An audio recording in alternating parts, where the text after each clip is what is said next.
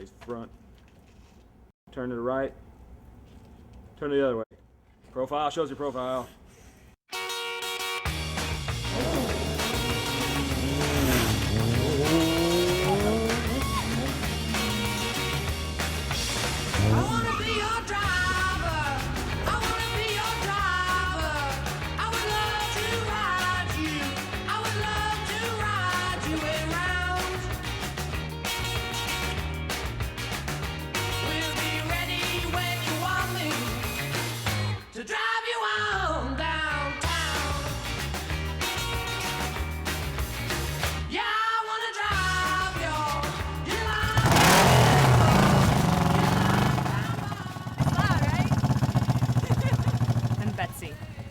My real name's Elizabeth. My mom named me after the Betsy Wetsy doll, the doll that pees on itself.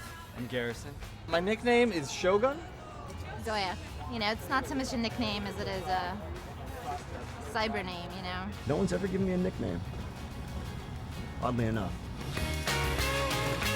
I work for some of the biggest photographers in the city, that Annie Leibovitz and Mark Seliger, Stephen Klein. My actual job is managing a bar in Bushwick. Stockbroker by day. I do bartend 6 nights a week right now. I work with mobile phone accessories. I often go to China. Zoya's an actuary, works at AIG.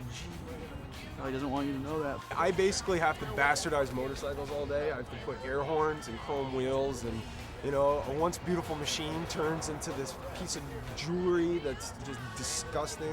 But it's a job, and I get to play with, you know, I get to test ride a lot of bikes. That's my favorite part, because, you know, doing a wheelie right in front of the customer, like, yeah, your bike's fine, dude, you know?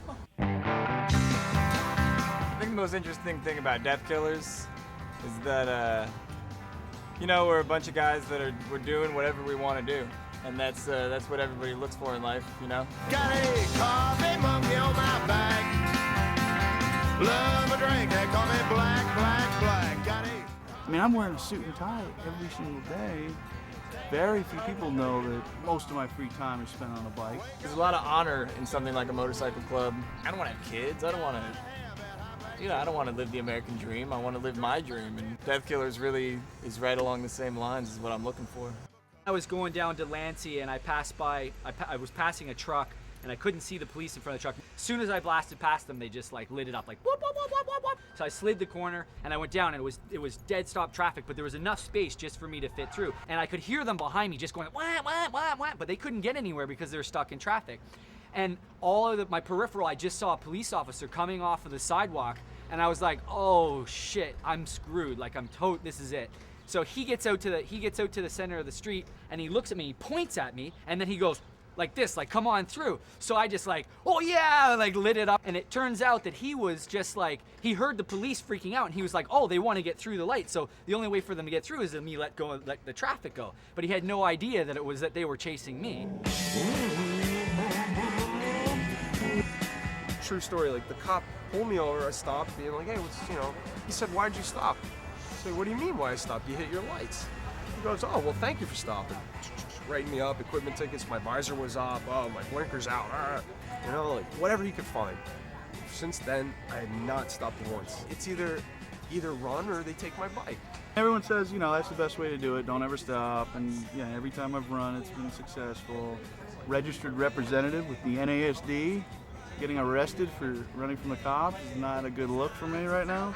We also have a thing that if you get pulled over, you can text a certain code and a street address, and the other people are responsible to call in a stabbing at that address, so that the police who are pulling you over get a more serious call and have to go somewhere else. Bushwick is the last of the true to form bohemian hipster commune kind of things. I grew up with a lot of trees, lawns, green stuff, things like that. So coming to Bushwick, it's very industrial, it's very raw.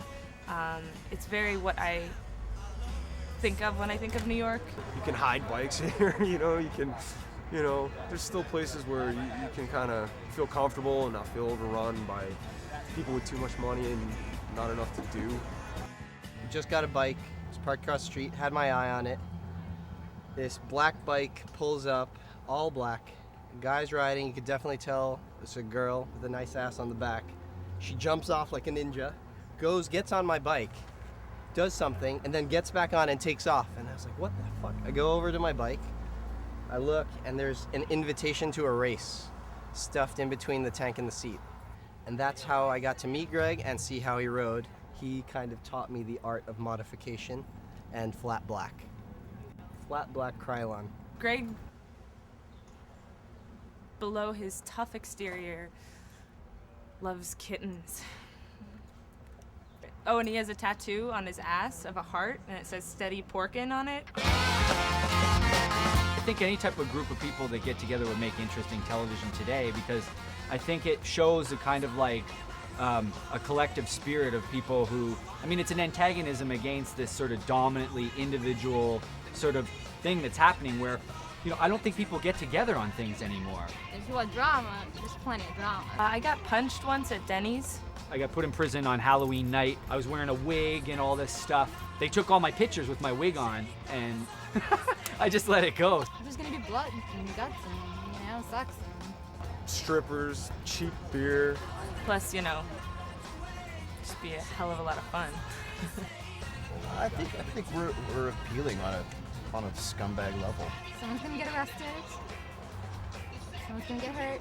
And do you want to see that? If you do, then sure, make the show.